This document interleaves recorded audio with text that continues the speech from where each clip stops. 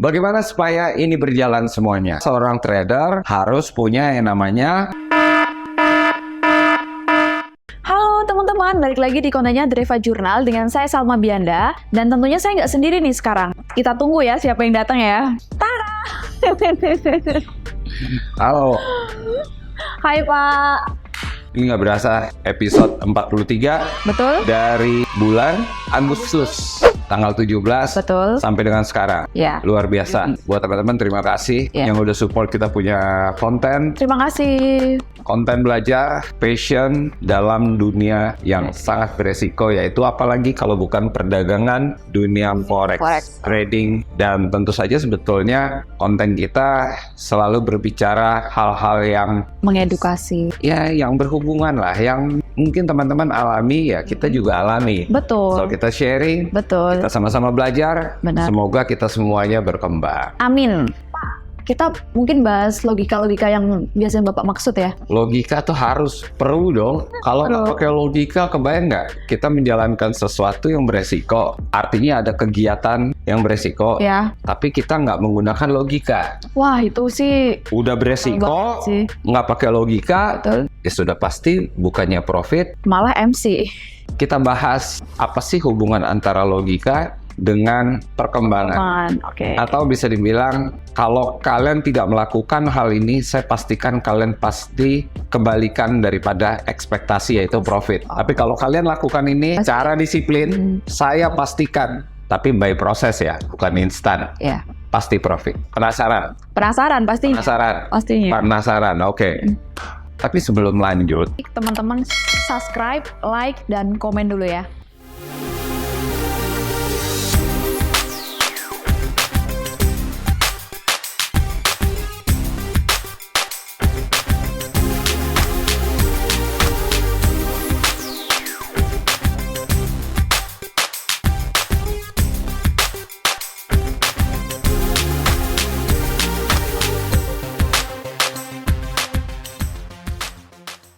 ini kita mau coret-coret apa langsung aja? Oh, coret-coret aja. Coret-coret? Coret-coret aja. Coret-coret, soalnya Salman dari kemarin bilang coret-coret lebih serupa, Coret-coret soalnya lebih bisa dilihat. Kenapa trading itu harus pakai logika ya Pak berarti? Karena ini jarang banget disampaikan oleh konten-konten. Karena semuanya pada ngomongnya profit 2 juta jadi 200 juta dalam waktu 2 hari, setengah jam, sejam, 2 jam. Itu kan yang kita lihat. Iya. Ada nggak yang pernah bicara bahwa hal yang pasti di dalam trading adalah ini? Loss. Berarti seorang trader, take it or leave it. Take it ya berarti belajar. Iya. Leave it ya tinggalkan. Tinggalkan. Malah saya yang bilang, kalau kamu nggak bisa memahami ini, esensi daripada hal yang pasti terjadi pada trading adalah sebuah loss, maka kamu nggak akan pernah tahu bagaimana cara mendapatkan profit. Karena hal yang pasti dan utama, benar nggak? 90% trader rata-rata mengalami ini. Betul. Yang membedakannya apa? Ada loss besar, Besar. yang nggak enak dulu kasih. Iya. Habis itu ada loss Loss kecil. kecil. Berarti ada 2 hal. Ini nggak basa-basi sih, langsung to the point aja.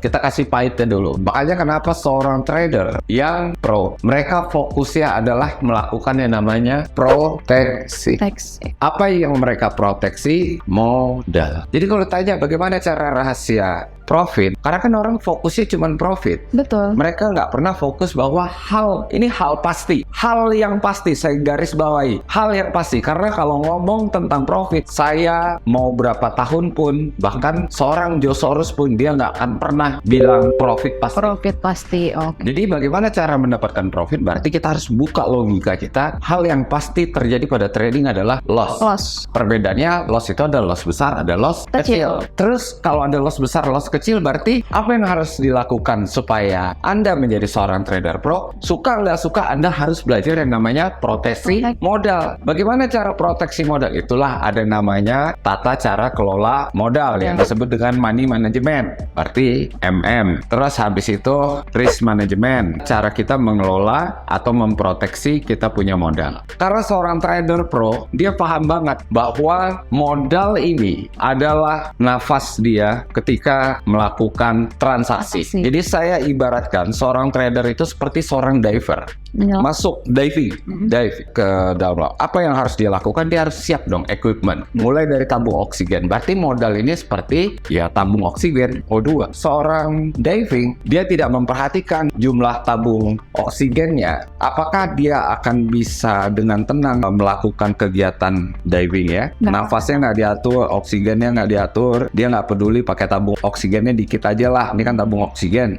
Ini anggaplah orangnya nih, lompat dia ke laut. Laut ini ibaratnya marker. Terus habis itu dia lompat, berharap bisa melihat keindahan laut dengan waktu yang lama. Lagi enak-enaknya nyelam, tahu-tahu Tabungnya nafasnya habis.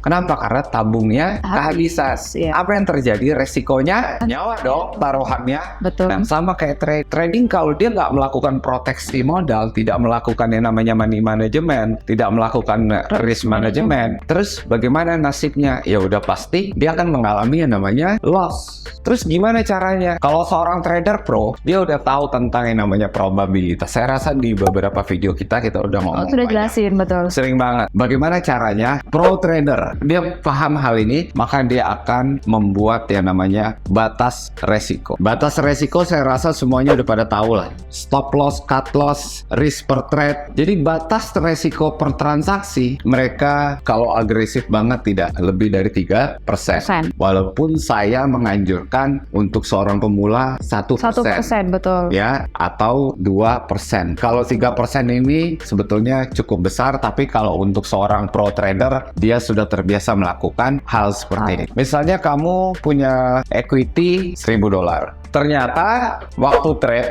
analisamu salah. Kamu hanya kehilangan sekitar $10. $10, betul. Benar nggak? Dengan 1% ya, Pak? Dengan 1%, $10. Pertanyaan saya, $10 ini akan merusak psikologis nggak? Nggak akan sih merusak. Saya jamin tidak. Kenapa? Kalaupun ternyata kamu melakukan hal yang berturut-turut, berarti kamu punya kesempatan untuk melakukan 100 kali salah analisa. Dengan hitungan risk per trade-nya adalah 1%. 1%. Secara otomatis, orang kan kalau 3 kali salah, 4 kali salah, mereka akan Evaluasi, betul. Pastinya jerah ya. Benar nggak? Selalu ngomong logika trader. Karena bukan hanya trading aja yang menggunakan logika. Bisnis pun kita juga harus menggunakan logika. Benar nggak? Betul. Trading, kalau tidak digunakan logika, sama kayak bisnis.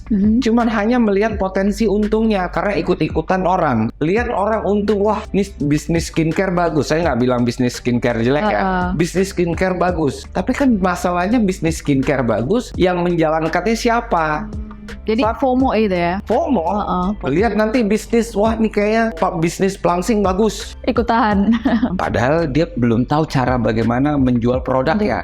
Sementara itu ada masa expire. Betul. Berarti dia tidak mengkalkulasi dong. Balik lagi ke trading. Trading bisnis kan. Kita udah bilang. Iya. Kenapa saya bilang bisnis? Ya karena kita lakukannya dengan serius. Betul. Berarti kita harus memperhitungkannya. Kemungkinan terjelek. Sama kayak saya bilang, apa yang hal pasti terjadi pada bisnis? Ada yang bisa bilang bisnis pasti untung. Oh, nggak ada. Kalau ada yang bilang seperti itu, berarti pembohong besar dia. Rugi pasti loh, kalau tidak dijalankan dengan baik. Trading pun juga pasti rugi, kalau tidak dijalankan dengan baik. Berarti apa yang harus dilakukan? Protect kamu punya modal. Selalu lakukan risk management. Selalu lakukan money management. Jangan pernah bantah hal itu. Percaya, semuanya by proses. Dengan proses, tentu saja orang akan terlatih mindsetnya.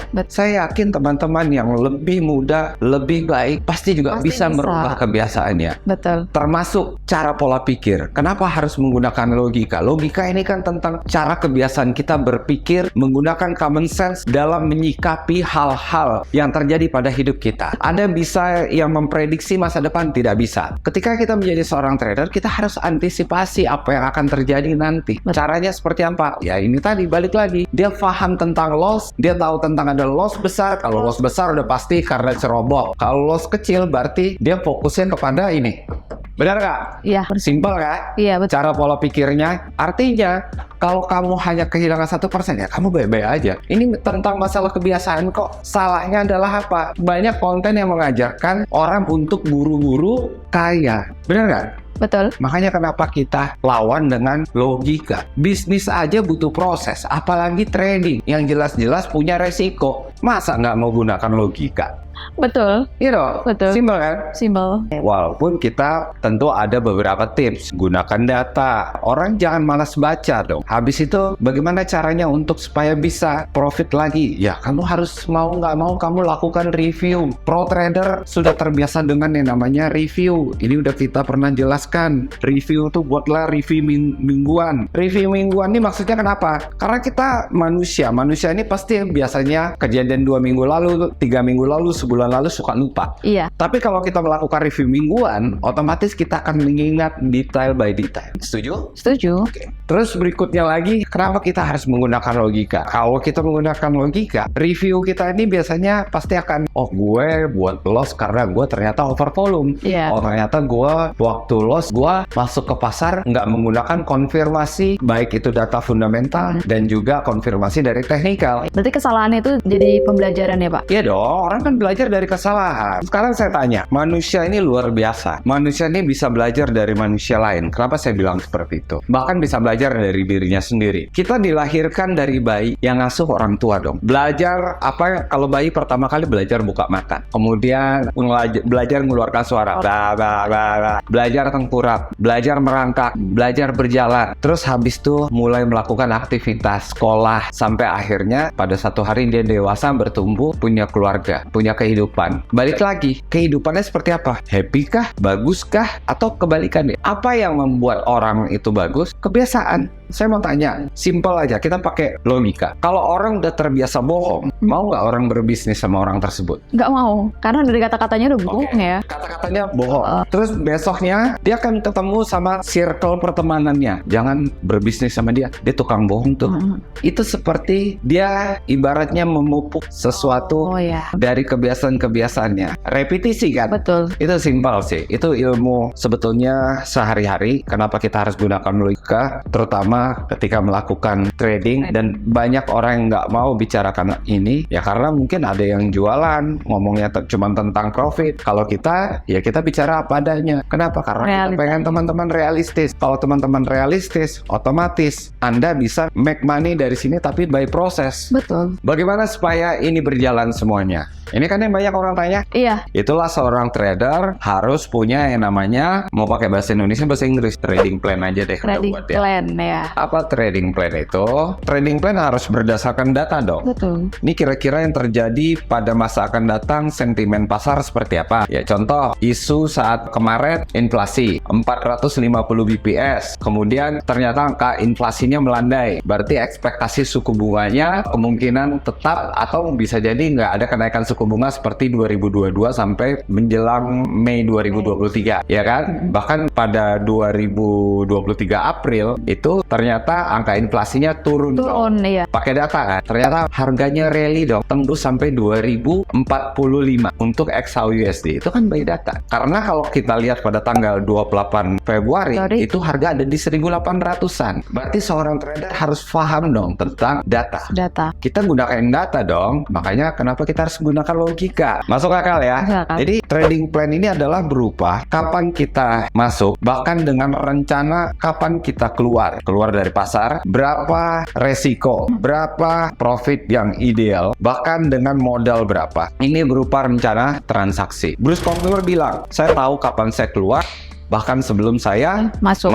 Plan your Iya. trade and then trade your plan. Jadi sebetulnya ini udah simple. Bahkan ini juga dengan including berapa volume. Ya kan tadi udah tahu ya, harusnya kalau resiko yang udah ditentukan berarti udah tahu dong berapa volume Yang akan digunakan. yang digunakan, harus sesuaikan dengan equity dong. Betul. Saya kutip dari salah satu orang yang saya kenal dan dia sangat sukses. Dia pernah menasehati kita-kita. Dia bilang seperti ini, kalau kamu melakukan kegiatan bisnis dan kamu tidak merencanakan atau tidak punya rencana, hanya lakukan saja, berarti otomatis ada kemungkinan besar kamu gagal. Berarti tanpa sadar kamu sudah merencanakan sebuah kegagalan. Pertanyaannya satu, apakah kamu sudah merencanakan bagaimana kegiatan tradingmu? Bagaimana kamu melakukannya? Apakah kamu sudah belajar dari kesalahan-kesalahan? Atau kamu masih terus menjaga kebiasaan-kebiasaan kamu untuk tidak mengevaluasi kesalahan? Itu semua pilihannya kepada teman-teman. Teman-teman. semuanya. Orang bisa bertumbuh karena dia memilih untuk belajar. Orang bisa hanya di situ-situ aja, artinya tidak melakukan perkembangan apa-apa atau tidak punya perkembangan apa-apa karena dia memilih tidak berkembang. Karena pada dasarnya saya tidak percaya sama orang yang tidak bisa. Orang tidak bisa karena dia memilih untuk tidak belajar. Karena ada orang bijak bilang, saya nggak bisa. Kalau kamu nggak bisa baca, udah dia baca, dia bilang saya masih nggak ngerti, bacalah. Terus dia bilang saya masih nggak ngerti, baca. Masa iya 10 kali baca Nggak paham ya? nggak ngerti-ngerti? Kalau 10 10 kali baca masih nggak ngerti. nggak ngerti juga. Itu perlu dipertanyakan. Cari guru, belajar sama orang itu, tapi pilih yang benar. Betul. Ya kan? Kalau masih nggak ngerti juga, saya nggak tahu ngomong apa lagi. Tapi saya yakin orang yang melakukan repetisi belajar pasti bisa. Kita bicara pakai fakta aja. Udahlah, zaman sekarang nggak usah semua kemakan konten. Betul. Ya, bukan saya bilang konten lain jelek ya, tapi kamu bisa filter konten kira-kira mana yang pantas ditonton dan Mana yang tidak. nggak perlu ditonton. Kalau konten tersebut cuman hanya bicara profit, seolah-olah profit itu gampang, seolah-olah profit itu cara cepat tanpa butuh belajar, seolah-olah ya too good to be true, bro and sis. Saya ngomong apa adanya ya nggak apa-apa lah, orang konten-konten kita sendiri. Iya, orang kita juga ngomongnya kan realitanya kayak gitu ya. Realita aja. Kita memang bukan siapa-siapa, tapi dengan kita bicara apa adanya, mudah-mudahan udah nggak ada lagi tahun 2024 penipuan berkedok trading. Amin. Amin. Ya mudah-mudahan dengan hal-hal ini ada bisa hal-hal baik lah yang bisa teman-teman dapatkan. Dapat. Itu aja sih. Nanti Betul. kita lanjut lagi lah. Di next konten ya. Next konten. Terima kasih. By the way, 3.900 subscriber. Wow. Ini jujur, to be honest, saya terima kasih buat teman-teman. Kalian luar biasa. Semoga teman-teman diberi kekuatan untuk jadi lebih baik. Amin. Saya doakan bukan dimudahkan, tetapi dikuatkan. Saya Reva Faru. Saya Salma Bianda. May Allah bless you all.